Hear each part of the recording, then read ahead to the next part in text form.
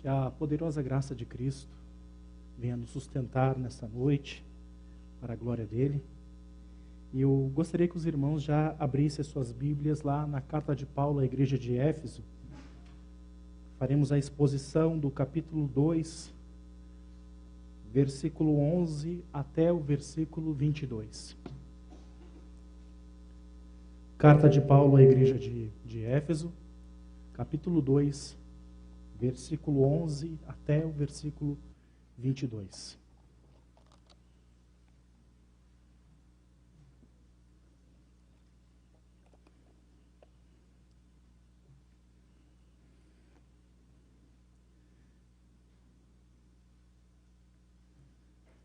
Essa Bíblia, esse texto que está diante dos teus olhos é a inerrante palavra de Deus. Como que nós podemos ter certeza disso? Ela não é uma certeza empírica, mas é uma certeza subjetiva, porque ela é aplicada no nosso coração por meio do Espírito Santo. É o Espírito Santo quem testifica ao coração dos crentes que esta é a palavra de Deus. Por isso que nós não podemos entrar em demandas, em contendas de pessoas que dizem: você acredita que essa é a palavra de Deus? Quem convence é o Espírito Santo. E se você, como eu, é convencido pelo Espírito Santo de que esta é a palavra de Deus, então leiamos, crendo que é Deus falando conosco nessa noite por meio da sua palavra. Diz assim a palavra do Senhor, Efésios capítulo 2, versículo 11 em diante. Portanto, lembrai-vos de que outrora, vós gentios na carne, chamados incircuncisão, por aqueles que se intitulam circuncisos na carne por mãos humanas, naquele tempo estáveis sem Cristo, separados da comunidade de Israel e estranhos às alianças da promessa, não tendo esperança e sem Deus no mundo. Mas agora, em Cristo Jesus, vós que antes estáveis longe, fostes aproximados pelo sangue de Cristo, porque Ele é a nossa paz, o qual de ambos fez um, e tendo derribado a parede da separação que estava no meio, a inimizade, aboliu na sua carne a lei dos mandamentos na forma de ordenanças, para que dos dois criasse em si mesmo um novo homem, fazendo a paz. E reconciliasse ambos em um só corpo com Deus, por intermédio da cruz, destruindo por ela a inimizade. E vindo, evangelizou paz a vós outros que estáveis longe, e paz também aos que estavam perto, porque por ele ambos temos acesso ao Pai em um Espírito. Assim, já não sois estrangeiros e peregrinos, mas concidadãos dos santos, e sois da família de Deus, edificados sobre o fundamento dos apóstolos e profetas, sendo ele mesmo, Cristo Jesus, a pedra angular, no qual todo edifício bem ajustado cresce para santuário dedicado ao Senhor, no qual também vós juntamente estáis sendo edificados para a habitação de Deus no Espírito. Oremos mais uma vez. Santíssimo Deus, eterno Pai, aqui, Senhor, a Tua palavra foi lida, Deus. Ela é suficiente para trazer compreensão, entendimento, para trazer vida ao nosso espírito, para nutrir a nossa alma, o nosso homem interior, para nos fortalecer, para nos edificar na sã doutrina, para fazer com que os nossos caminhos sejam aplainados e retos diante do Senhor, para servir como testemunho aos povos, às gentes, a todas as nações. Esta é a tua palavra poderosíssima. E a tua palavra diz que a tua palavra ela não voltará para o Senhor vazia, sem antes cumprir todo o desígnio o qual o Senhor estabeleceu a ela. Fale ao nosso coração, Senhor. Cumpra o teu desígnio diante da tua igreja. Cumpra o teu desígnio no coração da tua igreja. Cumpra a tua vontade no coração daqueles que estão nos ouvindo pelo YouTube. Cumpra o teu querer em todos aqueles que ainda escutarão esta mensagem. Faça com que o teu nome seja glorificado e a tua igreja seja edificada. Atrai aqueles que são predestinados para a salvação. Atrai aqueles que ainda estão perdidos nos pecados, ainda sendo sufocados pela ação de Satanás. Traga-os, Senhor, para viver junto do teu povo, Senhor. Fala conosco nesta noite, Senhor, em nome de Cristo Jesus. Amém. Alguém de vocês já se meteu numa confusão por estar sozinho? Eu era uma criança que fazia muitas artimanhas. Misericórdia. O Senhor poupou a minha vida já naquele tempo. Quem olha para essa carinha aqui, esse gordinho, não sabe quantas traquinagens ele praticou quando criança. Mas o Senhor me livrou de todas elas. Alguns dos jovens já ouviram algumas histórias, né? O Senhor me livrou de muitas coisas. Mas e você já se meteu em alguma confusão por estar sozinho?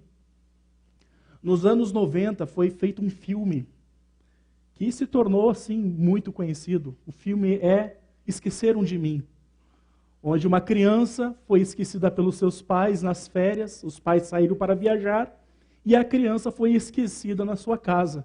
Então ele começou a desfrutar da sua liberdade, começou a transitar pela casa, fazendo bagunça, brincando com os brinquedos do irmão, mexendo onde não devia, até que então aquela casa tornou-se o alvo de 2 bandidos que queriam furtar todos os bens daquela casa. Então ele faz ali uma série de ações para tentar fazer com que os bandidos fossem desviados daquele propósito de assaltar aquela casa. Mas o texto que nós acabamos de ler também fala de alguém que estava sozinho, de alguém que estava abandonado, de alguém que estava cometendo traquinagens, de alguém que acreditava que estava livre de responsabilidades. E nós vimos no domingo passado que Paulo, ele estava contando uma história de terror para os ouvintes da igreja de Éfeso. E como muito bem colocado pelo presbítero Wilson domingo passado, nós poderíamos trazer aqui a comparação do Fred Krueger do pecado, atormentando os sonhos da igreja de Éfeso, de uma igreja que se via impossibilitada por causa da ação do pecado na vida dela, na mente, nas suas atitudes, e não somente a ação do pecado, mas também a ação do próprio Satanás, do espírito da potestade do ar, agindo na vida desses membros que ainda não eram cristãos, que ainda não haviam sido libertos pelo poder de Cristo. E essa história de terror, podemos trazer uma outra colocação sobre aquele filme Uma Noite Alucinante, A Morte do Demônio, em que esses antigos crentes estavam escondidos numa cabana sendo atormentados. De repente, alguém chegou com uma fulgente luz e os arrebatou daquela situação de trevas, transportando-os das trevas para o reino do Filho do seu amor, Jesus Cristo. Então eles estavam contando uma história de terror. Só que o versículo 11, ele cria uma ponte com a história de terror que Paulo estava contando. Parece que Paulo ele viu o seguinte: essa história está pesada demais, então eu preciso trazer graça para eles que eles não fiquem atormentados. Então, eu vou falar que eles foram sim criados em Cristo Jesus para as boas obras, que eles foram trazidos por Cristo, que eles foram trazidos pela graça de Deus, que eles foram colocados nas regiões celestiais. E no versículo 11, então, Paulo, ele coloca um portanto. Vejam, ó igreja de Éfeso. Agora eu vou falar algo que ainda é aterrorizante, é ainda atormentador. Então este portanto aqui, ele está linkando com as primeiras ideias da noite de tormento da igreja de Éfeso.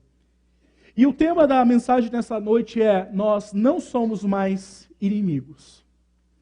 E eu quero falar um pouquinho da estrutura desse texto, porque o texto vai abordar sobre inimizade entre os gentios e os judeus, e entre os gentios, judeus e Deus. Vai falar de 2 níveis de inimizade: gentios e judeus, e aí abarcando todo o povo, gentios, judeus, contra Deus. E a primeira coisa que Paulo destaca nesse texto é: lembrai-vos. Aqui é uma ordem, é uma palavra que está no imperativo. Paulo está dando uma ordem para a igreja: lembrai-vos. Portanto, considerando o passado de vocês, considerando a situação em que vocês estavam, eu quero dar um plus para vocês, para mostrar que a situação de vocês estava tão feia, tão terrível, que vocês precisam ser esclarecidos da situação espiritual que vocês se encontravam. Então, lembrai-vos, não somente do período de morte espiritual que vocês estavam, mas vocês também viviam totalmente sem rumo. E ele traz essa complexidade aqui, meus irmãos, e nós precisamos compreender que está havendo aqui, nas palavras de Paulo, um período de transição. Que transição é essa? Existia antes o judaísmo. O judaísmo era a única porta para acessar o Deus de Israel, o Deus da aliança, o Deus criador de todo o universo, o Deus todo-poderoso. Porém, quando Jesus Cristo chegou, viveu a sua vida, morreu a nossa morte, ressuscitou e ascendeu aos céus, criou-se então um período de transição entre as exigências do judaísmo e agora a manifestação plena da graça de Cristo. O único caminho que existia para acessar o Deus da Yahvé, o Deus da aliança, era por meio do judaísmo. Só que agora está havendo um período de transição. E esse período de transição, ele está tratando de toda a complexidade do judaísmo que agora está sendo desfeita por causa da obra de Cristo. A complexidade do judaísmo que agora está sendo apontada por Paulo e pelos apóstolos, dizendo: essa complexidade não é mais interessante para nós. Ela não tem mais poder vivificador, ela não tem mais poder santificador.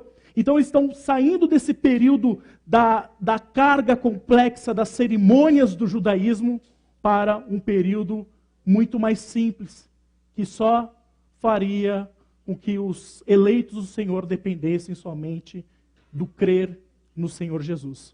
Eles sairiam de toda aquele complexo conjunto de regras do judaísmo para viverem na simplicidade de somente crer no Senhor Jesus. E vocês devem notar que isso é muito difícil.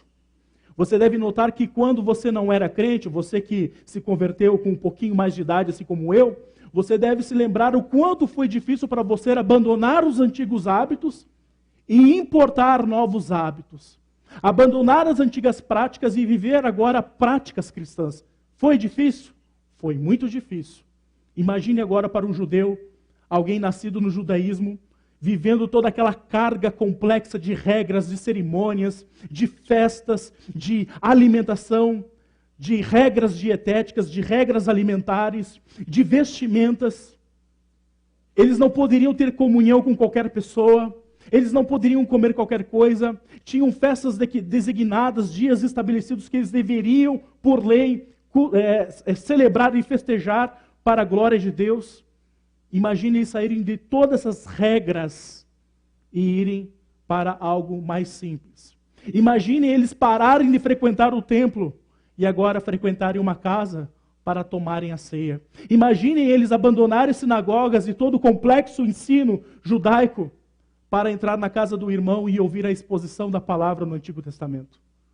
Isso era demais para eles. Por isso que esse período de transição foi um período de quase 60 anos, entre todas as regras do judaísmo e agora a simplicidade do evangelho da graça.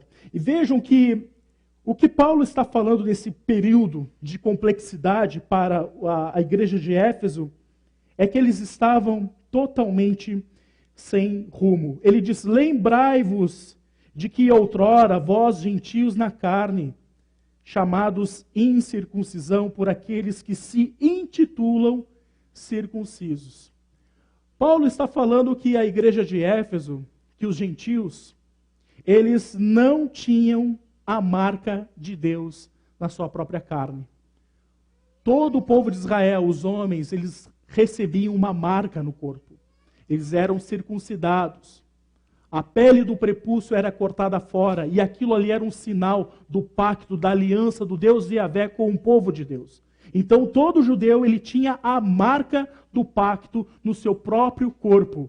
Porém, o que Paulo disse é que eles não tinham a marca do povo de Deus. Eles não eram identificados como povo de Deus. Outra coisa que Paulo disse a respeito dos gentios, por eles estarem sem rumo, no versículo 12, diz que eles estavam sem Cristo. O grande referencial da nossa salvação. A única porta agora para acessar a Deus é sua bendita salvação, Cristo Jesus. Eles não tinham.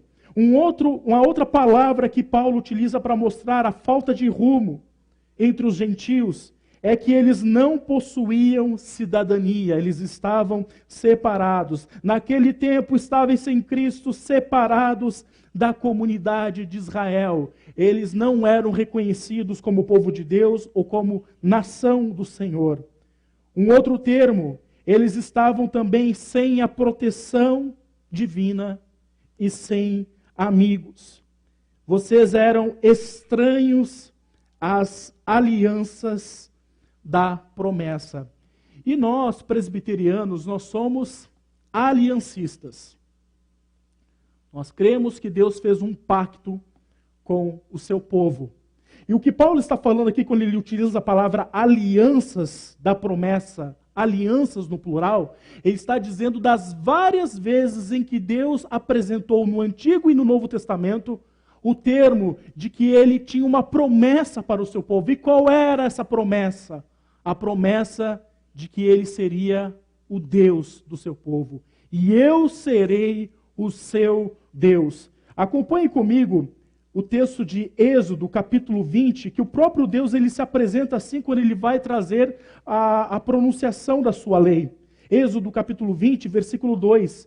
Eu sou o Senhor, o teu Deus. Essa é a promessa que Deus faz diversas vezes ao povo de Israel. Eu serei o teu Deus. Vocês não andarão desacompanhados, vocês não andarão sozinhos nesta vida, porque assim como eu fui o Deus de Abraão, de Isaque e de Jacó, eu mesmo serei o Deus de vocês. E o que Paulo está dizendo é que eles estavam totalmente desprotegidos, abandonados, sem o amigo principal do pacto. Aquele que disse, serei o teu Deus. Ele ainda diz no versículo 12, vocês, além de serem estranhos às alianças da promessa, vocês não tinham esperança. E todo ser humano, ele precisa de esperança. Quando a esperança desaparece, o propósito de vida se esvai. Você não precisa ser crente para ter esperança. Alguns têm a esperança de que trabalharão e se aposentarão. Alguns têm a esperança de que as férias chegarão e eles farão a sua bendita viagem parcelada 12 vezes na CVC. Alguns têm a esperança de que conseguirá desfrutar um pouquinho mais da companhia dos filhos. Existem várias esperanças. Alguns têm esperança que ganharão na loteria. Mas este povo, a esperança deles, assim como da todos aqueles que não são cristãos, era uma esperança vazia, sem significado. Era algo que era impossível trazer um sentido para a vida deles. Assim como nós vemos na nossa sociedade essas esperanças vazias que são impossíveis de trazer propósito para a nossa sociedade. Impossíveis de mostrar um rumo certo para que a sociedade, para que a humanidade consiga caminhar de forma tranquila, consiga melhorar, consiga qualificar o seu estilo de vida. São esperanças vazias que não conseguem dar um rumo à nossa existência. Porém, Paulo está mostrando aqui que esses gentios, eles caminhavam sem esperança e sem propósito para viverem. E diz mais, vocês estavam sem Deus no mundo.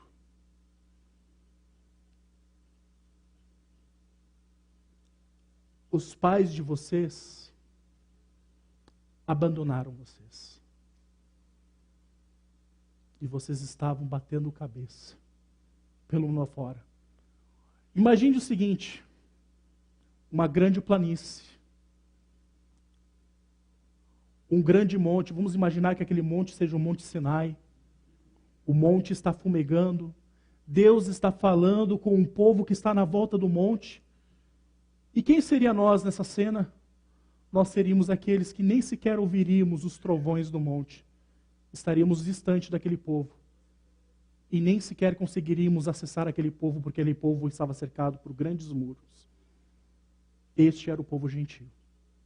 Estavam no deserto, sem rumo, sem nação, sem a marca de Deus, sem Cristo, sem esperança, sem motivo para viver, sem um fim proveitoso, sem uma expectativa da glória, sem esperanças com respeito à morte que viria até eles, abandonados, sem ninguém para interceder por eles, sem esperança, olhando apenas um povo de longe, na volta do Monte Sinai, ouvindo algo que trazia esperança ao coração deles, e eles, sem sequer ter o poder de acessar aquele povo, para serem parte daquele povo com uma bendita esperança. Um povo que recebeu uma revelação especial, um povo que recebeu um propósito especial, que recebeu uma esperança especial, um povo que não seria mais um povo deserdado, não seria mais um povo desgarrado, mas seria um povo acompanhado, porque aquela pessoa que estava no Monte Sinai, com voz poderosa de trovão e de muitas águas, de grandes trombetas, estava proclamando para eles: eu serei o teu Deus. Vocês não andarão mais sozinhos como crianças sem pai e sem mãe. E os gentios estavam sem esperança. Mas o versículo 13, Paulo descortina aquela história de abandono.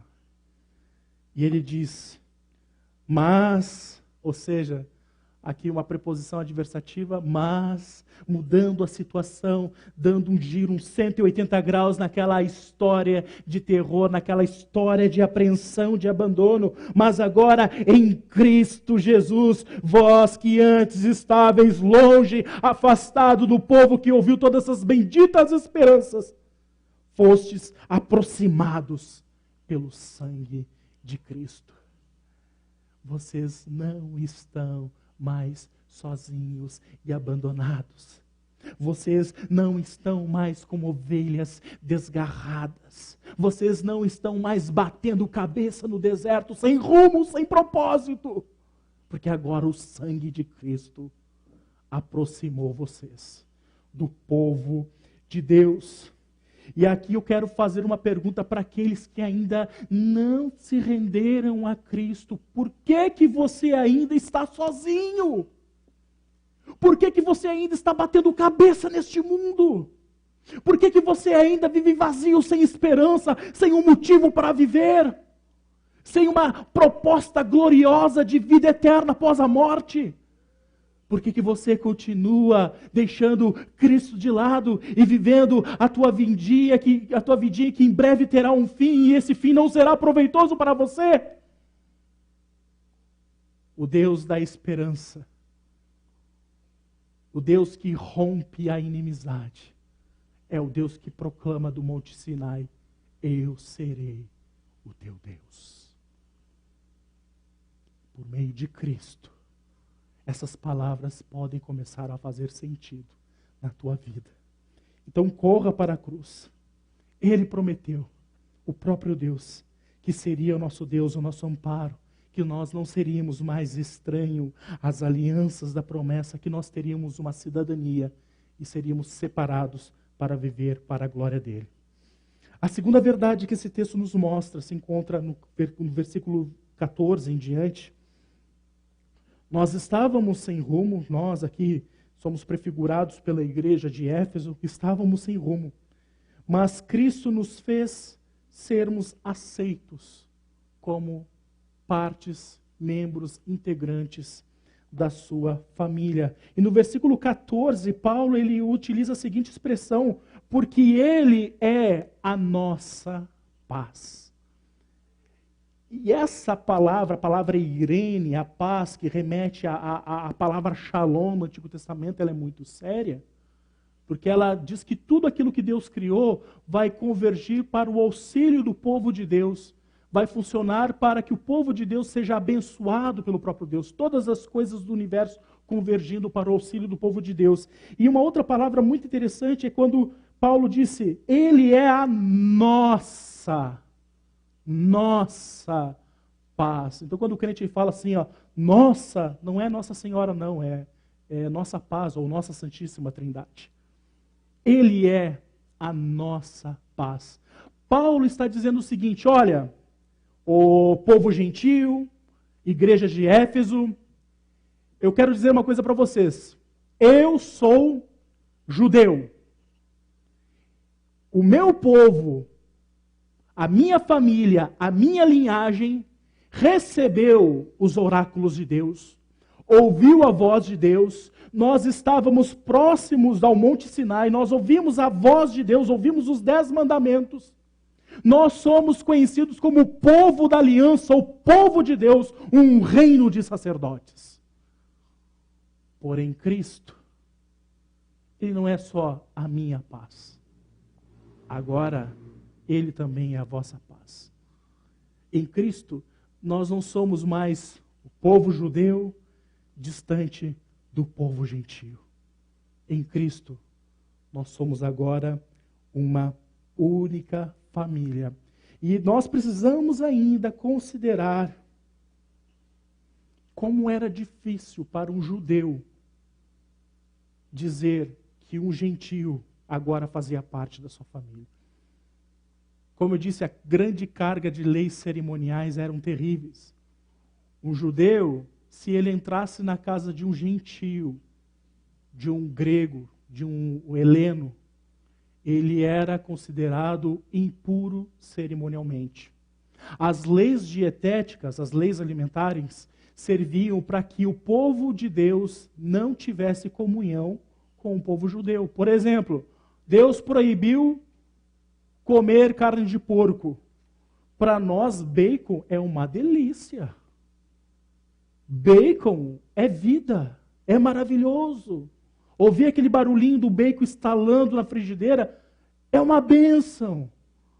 Mas quando o judeu sentia o cheiro de bacon, ou sentia o estalar da gordurinha da pele do porquinho, ele sentia náusea.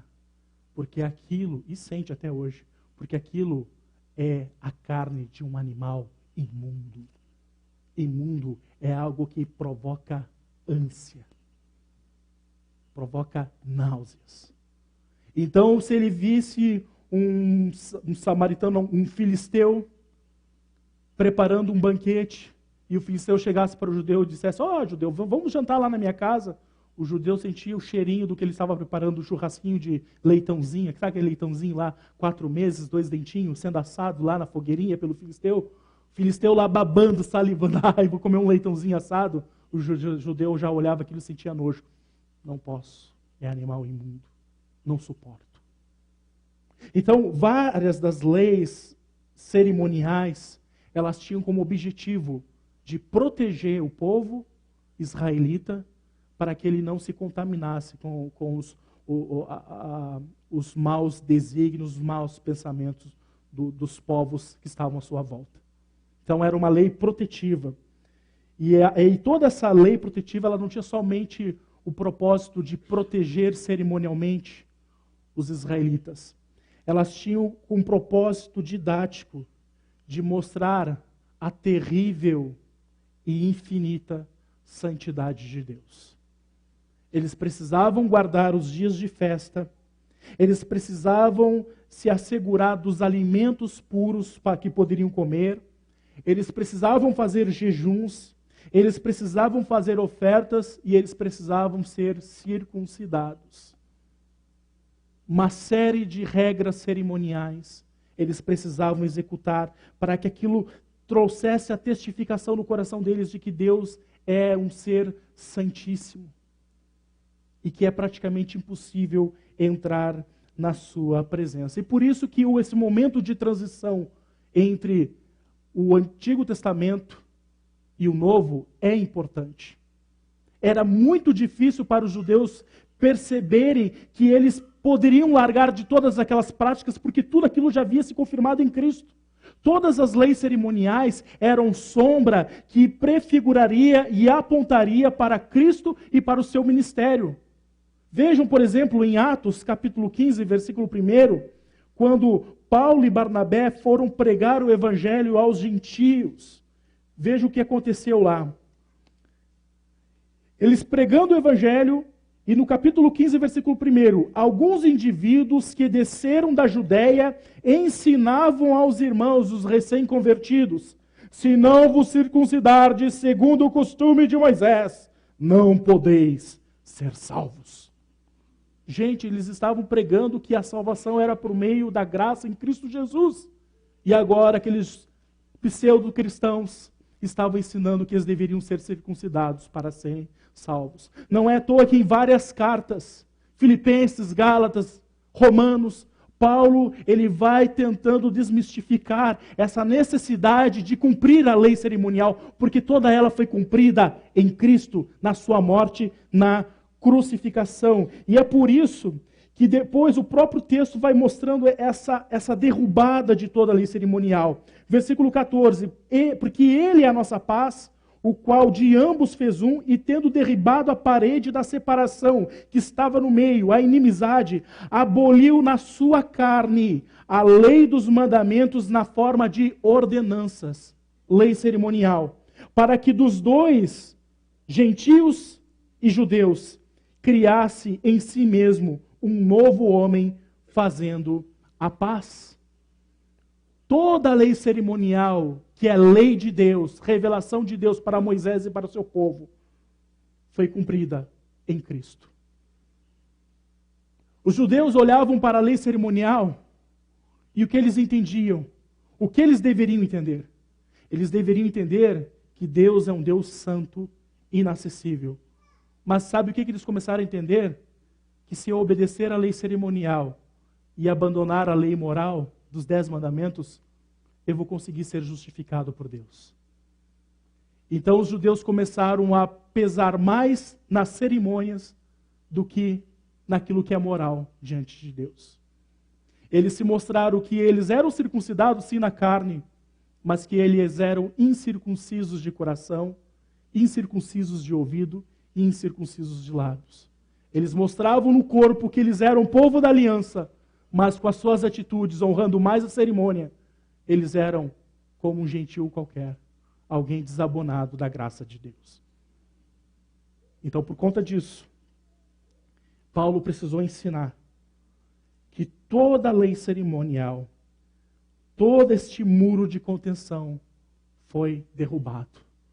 O judeu olhava para mim e para você e dizia: vocês não fazem parte do povo de Deus. Cadê a circuncisão? Cadê os sacrifícios? Cadê o cumprimento das festas? Cadê os alimentos que vocês podem comer? Cadê vocês abrirem mão daqueles alimentos que são impuros? Vocês não fazem parte da aliança. Vocês não fazem parte do povo de Deus. Paulo então disse: olha, esse muro de inimizade separando os judeus dos gentios foi derrubado na cruz do Calvário. E derrubar este muro de inimizade representava não somente a união do povo judeu com o povo gentio. Simbolizava também que o muro de inimizade que existia contra Deus e os demais povos e a humanidade também havia sido derrubado por meio da cruz de Cristo. Por isso que eu falei que existem duas estruturas aqui de inimizade. A inimizade entre judeu e gentio e a inimizade entre os gentios e o povo judeu. E essa muralha foi derrubada. Imagine novamente uma planície. Vocês, gentios, distantes de Israel. E vocês olhando de longe aquele grande muro branco separando o povo de Israel. Toda a liturgia do culto de Israel. Todo o cerimonialismo do culto em Israel. Mas de repente, uma porta fosse aberta e vocês passando por aquela porta, vocês entrariam entre os gentios, entre os judeus, circularia entre eles, mas veriam um outro muro, o muro separando os judeus do próprio Deus Santo. O que o texto está querendo dizer é que Cristo agora destruiu essas paredes de inimizade. Versículo 15, Cristo aboliu na sua carne a lei dos mandamentos na forma de ordenança, para que dos dois criasse em si mesmo um novo homem, fazendo a paz, e reconciliasse ambos em um só corpo com Deus por intermédio da cruz, destruindo por ela a inimizade. E ele não somente destruiu essa inimizade, mas o próprio Cristo, ele vos anunciou a boa notícia. Ele diz, e vindo evangelizou paz a vós outros, que estavam longe, e também aos que estavam perto. O judeu, ele honrava tanto a liturgia do culto, o cerimonialismo, que eles achavam que estavam próximos de Deus.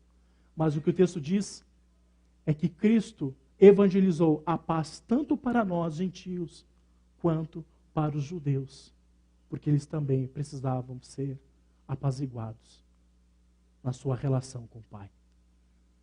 Haviam se tornado rebeldes. Jesus, no capítulo 25 de Mateus, ele expõe essa verdade, mostrando que os judeus, os fariseus, eles procuravam prosélitos, eles cruzavam os oceanos para procurar seguidores, e eles faziam esses seguidores pessoas mais dignas do inferno 2 vezes piores do que eles.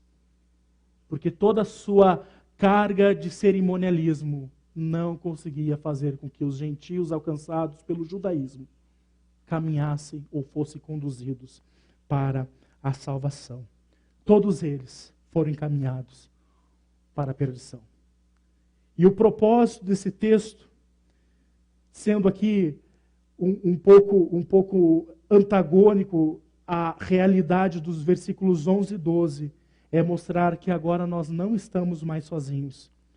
Versículo 18, porque por ele ambos temos acesso ao Pai em um espírito. Assim já não sois estrangeiros e peregrinos, mas concidadãos dos santos, e sois da família de Deus. Vocês não são mais aquele povo que andava perdido no deserto, caminhando e batendo cabeça. Vocês não são aquele grupo de estrangeiros, peregrinos, que não tinham pátria e que não tinham a marca do povo de Deus. Agora, vocês fazem parte da família de Deus. O que quer dizer isso? Às vezes, quando a pessoa está brigada com alguém e termina fazendo as pazes, ela faz as pazes, mas ainda fica aquela coisa estranha de falta de comunhão, né? Puxa, eu fiz as pazes com... Eu era muito amigo dele, nós brigamos, fiz as pazes, mas ainda existe algum resquício, existe um certo tipo de amargura. E a história nos mostra isso diversas vezes. Tem uma série muito boa, que eu quero ver novamente, de 6 horas, que é os Hatfields e os McCoys. 2 famílias, que ali passaram 2, 3 gerações brigando e tirando a vida um do outro, por causa de resquício de amarguramento. Nós vemos também uma história muito conhecida na nossa dramaturgia, aquelas 2 famílias, os Berdinazzi e os Mezenga, lembram, né? Rei do gado. Aquela briga que custou 3 gerações, no final fizeram as pazes. Mas eles eram inimigos que, se um passasse na frente da casa do outro, poderia levar um tiro, ser morto. Porém aqui, a inimizade foi desfeita. Nós não éramos povo de Deus. Nós éramos como um andarilho ali na rua. E o que o pai fez? Abriu as portas da sua casa e disse, ei, vem cá. O que ele quer comigo? O que o senhor quer? Entra aí. Senta aí. Vamos tomar um café juntos? Como assim? Não, meu querido. Agora tu é parte da minha família. Mas eu sou um estrangeiro. Eu sou um peregrino. Eu sou uma pessoa estranha, avessa ao teu povo. Eu não faço parte do povo de Deus. Agora não. Faça parte da minha família. Senta aí. Vamos conversar, vamos dialogar. Quer um café? Quer um chá? Quer uma pipoquinha? Quer uma torradinha? Você agora faz parte da família de Deus. Você não está mais sozinho. Você não é mais inimigo de Deus. O muro de contenção que servia para mostrar a santidade terrível de Deus foi destruído no corpo de Cristo. A justiça de Deus foi satisfeita na morte de Cristo na cruz do Calvário. Deus não nos vê mais como um povo estranho, andarilho, mal cheirosos, não! Ele nos vê agora como seus filhos, chamando vocês para tomarem um café na casa do Pai. Não há nenhum resquício de amargura no coração de Deus quanto às tuas atitudes no passado. E Ele prometeu para mim e para você de que participaríamos da sua aliança, dizendo ao meu e ao teu coração que Ele será o nosso Deus para todo o sempre. Eu quero te dizer nesta noite, você não está mais sozinho. Você faz parte de uma grande família. E se você faz parte de uma grande família, não é mais para mim, para você andarmos sozinhos, como se andássemos independentes um do outro. Não é mais para mim e para você irmos para o trabalho achando que é só eu e Deus. É cada um por si, Deus por todos. Não, fazemos parte de uma grande família. Nós participamos das bênçãos de Deus, participamos de todas as graças de Deus, de todas as riquezas de Deus, e podemos participar de tudo aquilo que Ele também tem dado à sua igreja. O irmão que está do seu lado faz parte também da família de Deus. A casa do teu irmão também faz parte da casa de Deus. Você tem acesso ao cuidado do teu irmão. Você tem acesso ao amparo dos teus irmãos. Você tem acesso ao abraço dos teus irmãos. É como se Cristo, o próprio Senhor, estivesse abraçando você por meio da sua igreja. Por quê? Porque você não está mais sozinho. E você precisa aprender a desfrutar de tudo aquilo que Deus te deu como promessa, de você não ser mais um andarilho perdido neste mundo, mas de você ser agora um filho bendito na promessa de Cristo Jesus. Que não há mais inimizade entre nós e o nosso Cristo. Somos participantes dessas benditas promessas. Eu gostaria que a equipe de cânticos viesse à frente. E eu gostaria que você meditasse nessas verdades.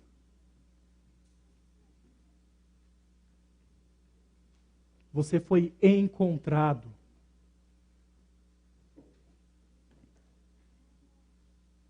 Você não está mais sozinho na casa dos teus pais. Você está agora protegido, guardado, sustentado, amparado. Você está sendo visto, está sendo cuidado com o olhar atento do nosso Senhor. Você está sendo agora acompanhado por uma grande família, por muitos irmãos que te amam e desejam o teu melhor. Você foi encontrado.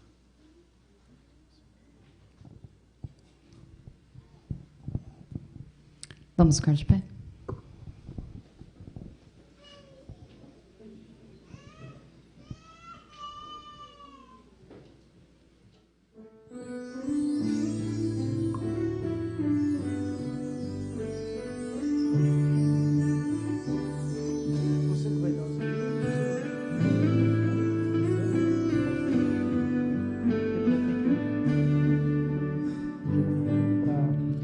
Só em Cristo pode força, luz, canção, lugar seguro nele achei, rocha que não se abala. Que grande amor em Cristo há, profunda paz posso encontrar, Consolador, meu tudo enfim, nele eu vou permanecer.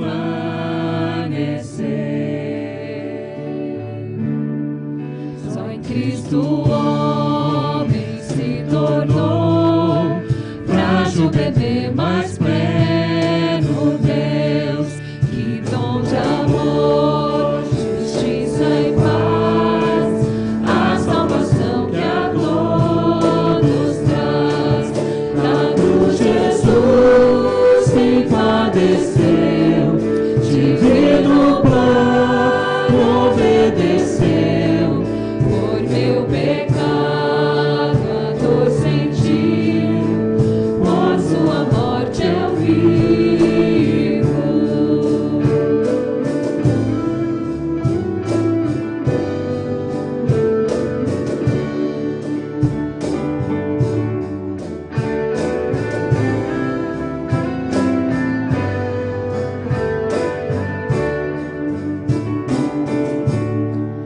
Seu corpo inerte ali ficou, luz que ante as trevas se apagou.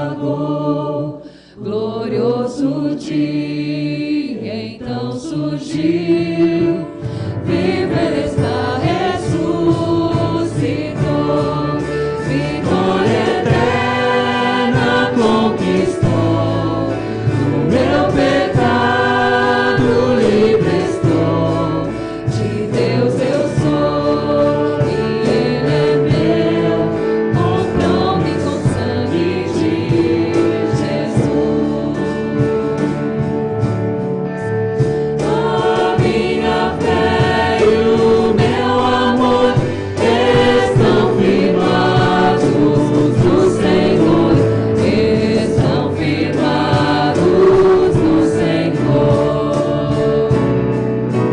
A minha fé e o meu amor estão firmados no Senhor, estão firmados no Senhor. Não há mais como eu atrás, esse é o poder de Cristo em mim, por toda a minha vida aqui. Ele será meu livre, nem o poder do inferno irá das suas mãos me afastar, até voltar ou me chamar. Em Cristo eu vou permanecer,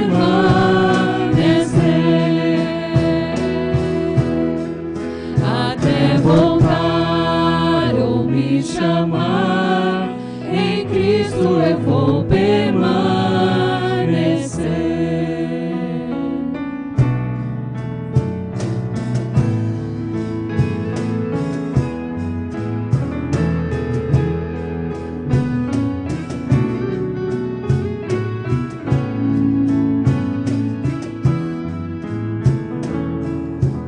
Senhor, meu Deus, nós somos gratos, ó Pai, porque estávamos desgarrados, Senhor.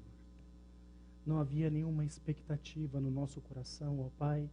Enganávamos com coisas que achávamos que era verdade, mas eram apenas ilusões, artimanhas de Satanás e do mundo, para que continuássemos enganando o nosso coração, Senhor, enganando a nossa consciência, achando que haveria um fim proveitoso para a nossa existência. Mas, ó Deus, o Senhor, de forma graciosa, abriu os olhos do nosso coração, revelou o nosso estado de abandono, revelou, Senhor, a história de terror em que estávamos vivendo, Senhor. Revelou, ó Deus, que estavam totalmente amarrados, que a nossa situação era de morte, necrosados nos nossos delitos e pecados. sufocados pelo rio da contaminação que somente fazia com que nosso corpo inerte afundasse cada vez mais no lodo do pecado. Até que então Cristo sujou as suas benditas mãos, nos trouxe para fora, nos deu vida, nos trouxe a filiação, nos fez filhos de Deus, nos deu uma marca, a marca do pacto, das promessas de Deus, nos colocou no rol daqueles que receberiam a aliança do Senhor, nos fez um povo bendito, amado, dentro de uma família amada, querida, que nós chamamos da Igreja do Senhor, o corpo de Cristo. Senhor, que grandes promessas, promessas benditas e maravilhosas. Nós não estamos mais sozinhos neste mundo, não estamos mais abandonados, mas pelo Teu Espírito Santo nós somos conduzidos em humilhação, em honra a Ti, ó Pai. Nós somos conduzidos em comunhão, em reconhecimento da Tua grandeza. E os nossos olhos e horizontes se expandem diante das maravilhas da Tua graça, diante da bendita herança que nós receberemos com os santos na luz. Obrigado, Deus, porque nada pode nos separar do Teu bendito amor, Senhor. Nada. Que a Tua igreja entenda isso essa noite.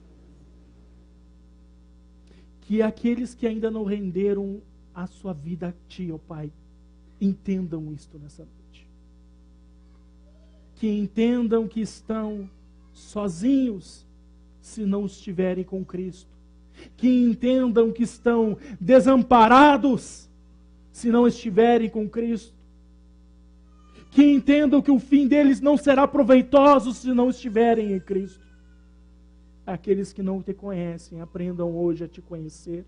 Que o Teu Santo Espírito traga a luz a este coração que ainda está em estado de perdição, para que reconheça, Senhor, a sua dependência em Cristo Jesus. Abençoa a Tua igreja, Senhor.